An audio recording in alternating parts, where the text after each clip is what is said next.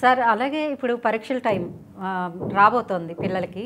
అయితే చాలామంది స్ట్రెస్ బాగా ఫీల్ అవుతుంటారు ఈ పరీక్షల కోసం. అయితే అట్లాంటి వారికి మీరు కౌన్సిలింగ్ ఇస్తుంటారా?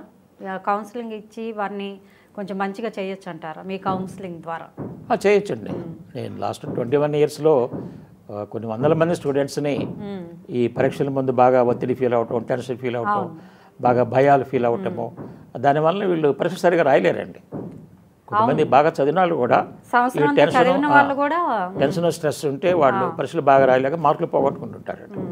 ఇటువంటి వాళ్ళని కొన్ని వందల మందికి నేను కౌన్సిలింగ్ ఇచ్చి బాగా 80-90% టాప్ మార్క్స్ వచ్చేట్టు కూడా కౌన్సిలింగ్ ఇచ్చానండి. ఓకే, వీళ్ళకి ఈ టెన్షన్ ఒత్తిడి రావడానికి మెయిన్ కారణం ఏంటంటే, ఇప్పుడు మన బ్రెయిన్ ఈ సంవత్సరం అంతా మనం ఏం చేసాం అంత రికార్డు పెట్టుందండి.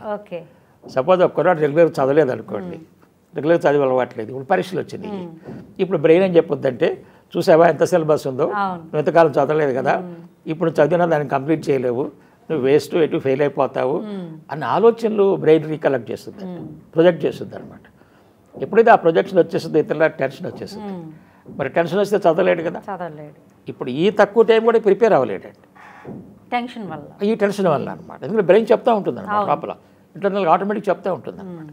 సో ఇటువంటి వాళ్ళని కన్నా మా దగ్గర తీసుకొస్తే ఆ టెన్షన్ స్ట్రెస్ తీసేసి ఇప్పటి నుంచి ఎలా ప్రిపేర్ అవ్వాలి, ప్రిపరేషన్ ప్లాన్ వాళ్ళకి, అంటే వాళ్ళ లెవెల్స్ని బట్టి ప్రిపరేషన్ ప్లాన్ ఇచ్చి ఎంత టైం ఉంది, ఏ ఇంపార్టెంట్ క్వశ్చన్ చదువుకోవాలి, చాప్టర్స్, ఇవన్నీ వాళ్ళకి గైడెన్స్ ఇస్తే మళ్ళీ మంచి మార్కులు లైన్లో పడతారండి. ఇప్పుడు కొంతమంది ఎలా ఉంటారంటే అండి, కారణం వాళ్ళ సబ్జెక్ట్ సరిగా అర్థం కావాలి. మరి సబ్జెక్ట్ సరిగా అర్థం కాకపోతే మరి చదివిన వాడు గుర్తుకొస్తాయో రావో, రాస్తానో లేదు, ఈ డౌట్స్ వస్తాయి అనమాట. ఈ డౌట్స్ తోటి పాపం వాళ్ళు పరీక్షలు సరిగా రాయలేరండి, చదివిన కూడా పరీక్షలు మర్చిపోతుంటారు అనమాట. కాబట్టి అటువంటి వాళ్ళకి నేనేం చేస్తానంటే, అసలు వాళ్ళకి సబ్జెక్ట్స్ ఎలా అర్థం చేసుకోవాలి అనే టెక్నిక్స్ నేర్పుతానండి. ఇప్పుడు మ్యాథమెటిక్స్ ఎలా అర్థం చేసుకోవాలి, లాంగ్వేజ్ ఎలా అర్థం చేసుకోవాలి, సైన్సెస్ ఎలా అర్థం చేసుకోవాలి. ఎందుకంటే ఈ టెక్నిక్స్ స్కూల్స్ కాలేజెస్లో నేర్పరండి. వాళ్ళు సబ్జెక్ట్ చెప్తారే కానీ సబ్జెక్ట్ ఎలా అర్థం చేసుకోవాలని చెప్పారు, నేను నేర్పుతానండి. అది ఇది నేర్పడం వల్ల ఏమవుతుందంటే, ఈవెన్ బిలో యావరేజ్ స్టూడెంట్ కూడా సబ్జెక్ట్ అండర్స్టాండింగ్ టెక్నిక్ ఎప్పుడైతే నేర్చుకుంటారో సూపర్గా డెవలప్ అవుతుంటాడు. చాలామందిని ఈ విధంగా డెవలప్ చేశారు.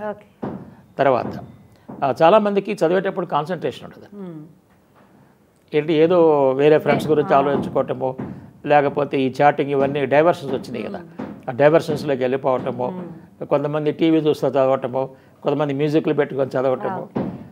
మనం ఏం చేసామంటే బ్రెయిన్కి 2-3 థింగ్స్ ఒకసారి చేయటం అలవాటు చేసాం. అప్పుడు ఏమవుతుందంటే, ఫర్ ఎగ్జాంపుల్ ఒక కుర్రాడు ఈ రికార్డు పెట్టుకొని వీడియో లేకపోతే ఆడియో వింటూ చదువుతున్నాడు అనుకోండి, ఇప్పుడు పరీక్షకి వెళ్ళాడు, ఇప్పుడు దీన్ని రీకలెక్షన్ చేయాలంటే మరి ఆడియో కావాలి కదా, ఇప్పుడు ఆడియో లేదు కదా, అలవాటు పడిపోయాడు కదా, ఇప్పుడు అది గుర్తుకు రాదు. అందుకని మేమేం చెప్తున్నామంటే, పిల్లలకి కాన్సన్ట్రేషన్తో చదవటం నేర్పాలి. కాన్సన్ట్రేషన్ అంటే అర్థం ఏంటంటే అండి, ఒక సమయంలో ఒకే పని మీద 100కి 100 పాళ్ళు దృష్టి పెట్టి చేయాలండి. అంతే, 2-3 పనులు ఒకసారి చేయటం కాదు. చదువుతుంటే గంటసేపు చదివాడు, గంటసేపు దాని మీద దృష్టి ఉండాలండి. కొంతమంది మా దగ్గర తీసుకొస్తుంటారు, చూడండి మా అమ్మాయి 8 గంటలు 10 గంటలు చదువుతుంది, కానీ అసలు మార్కులు చూస్తే నేను చాలా తక్కువ వస్తున్నాను. అవునమ్మా, మీ అమ్మాయి 8 గంటల పుస్తకం ముందుంది, కానీ ఆ అమ్మాయి బ్రెయిన్ ఇక్కడ లేదు, ఆ అమ్మాయి వేరే ఆలోచించుకుంటూ ఇక్కడ చదువుతుంది. అప్పుడు ఇది రికార్డ్ అవ్వదు, రికార్డ్ అవ్వకపోతే రీకలెక్షన్ రాదు. కాబట్టి ఈ కాన్సన్ట్రేషన్ అనేది బాగా నేర్పుతారండి పిల్లలకి. అసలు ఈ బ్రెయిన్ ఎలా పనిచేస్తుంది, దీని పవర్ ఏంటి, దీన్ని యూజ్ చేసుకోవాలంటే కాన్సన్ట్రేషన్ కావాలండి. ఆ కాన్సన్ట్రేషన్ కనుక మనం నేర్పామంటే మరి వాళ్ళకి చదివేటప్పుడు కాన్సన్ట్రేషన్ కావాలి, మరి పరీక్షలు రాసినప్పుడు కాన్సన్ట్రేషన్ కావాలి కదా. కొంతమంది పరీక్షలు రాసినప్పుడు అటు ఇటు దిక్కులు చూస్తుంటారు, వాళ్ళు ఎట్లా రాస్తున్నారు, వీళ్ళు ఎట్లా రాస్తున్నారు, ఇది చూస్తుంటారు. మరి చూస్తే అప్పుడు ఆటోమేటిక్ కనెక్షన్ పోయింది అనమాట. సో కాబట్టి పరీక్ష కూడా కాన్సన్ట్రేషన్తో ఎలా రాయాలి అవి చక్కగా నేర్పుతామండి. అసలు వీళ్ళు ఏ మైండ్ సెట్తో పరీక్షకి వెళ్ళాలి ఇవి కూడా నేర్పుతుంది. థింకింగ్ ఎలా ఉండాలి, ఎందుకంటే ఏ మాత్రం డిస్టర్బ్ అయ్యిందంటే బ్రెయిన్ రీకలెక్షన్ చేయలేదండి, అప్పుడు వీళ్ళు ఇబ్బంది పడతారనమాట, చదివిన కూడా గుర్తుకురావు. అందుకని చూడండి, కొంతమందికి పరీక్షల్లో డిస్టర్బ్ అయ్యి గుర్తుకురావు, బయటకు వచ్చిన తర్వాత అరగంటకి అన్నీ గుర్తుకొస్తాయి, ఎందుకంటే అప్పుడు డిస్టర్బెన్స్ పోయిందనమాట. ఓకే, సో అందుకని మేము ఈ డిస్టర్బెన్స్ పడకుండా ఎగ్జామ్ కాన్సన్ట్రేషన్ ఎలా రాయాలి చక్కగా నేర్పుతాం అనమాట. నేర్పితే వాళ్ళు బ్యూటిఫుల్గా రాస్తారు, మంచి మంచి మార్కులు వస్తుంటాయి. తర్వాత ఇంకొక ప్రాబ్లం కారణం కూడా ఏంటంటే, వీళ్ళు ఇంతకుముందు యూనిట్ టెస్ట్ లాంటి టెస్టుల్లో మార్కులు సరిగా రాలేదనుకోండి, ఇప్పుడు మన బ్రెయిన్ ఏం చేస్తుందంటే ప్రొజెక్షన్ చేస్తుంది అనమాట. చూసావా నీకు అన్ని ఇంతకుముందు సింగిల్ డిజిట్ మార్కులు వచ్చినాయి, నువ్వెటు ఫెయిల్ అయిపోతావు అని చెప్పేసి ఈ ఫీర్ ఆఫ్ ఫెయిల్యూర్ని ప్రొజెక్ట్ చేస్తుంది. ఎప్పుడైతే ఫీర్ ఆఫ్ ఫెయిల్యూర్ ప్రొజెక్షన్ జరగొద్దో ఇక్కడ భయం వచ్చేస్తుంది. ఓహో అంటే నేను పరీక్ష తప్పుతాను, తప్పితే మరి మా మమ్మీ ఎలా రియాక్ట్ అవుతుందో, మా డాడీ ఎలా రియాక్ట్ అవుతారో ముందు వచ్చేస్తుంది అనమాట. కదా వచ్చేసి చదవలేడు. అందుకని మేము తల్లిదండ్రులకి ఏం చెప్తామంటే పరీక్షలు 2-3 months ముందు పిల్లలు సైకలాజికల్గా స్ట్రాంగ్గా ఉన్నారా లేదా, ఏమన్నా ప్రాబ్లమ్స్ ఫేస్ చేస్తున్నారా అనేది తల్లిదండ్రులు అబ్జర్వ్ చేయాలండి.